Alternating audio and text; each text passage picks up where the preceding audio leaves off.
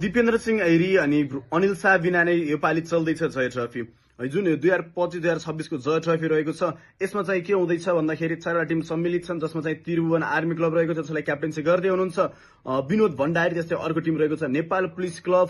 त्यस पछाडि रहेको छ बागमती प्रदेशको क्याप्टेन हुनुहुन्छ सन्दीप लामिछाने।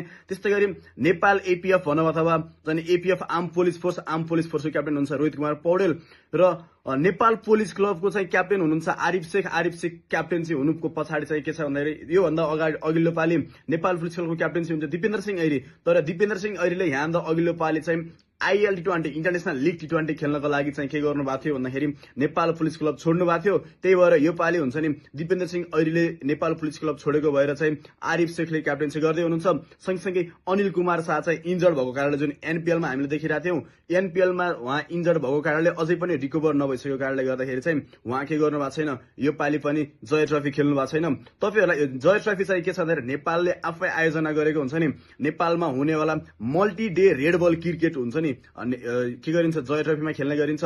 तपाईहरुलाई के लाग्छ यो पालिको जय ट्रफी कसले जित्छ? Please comment down.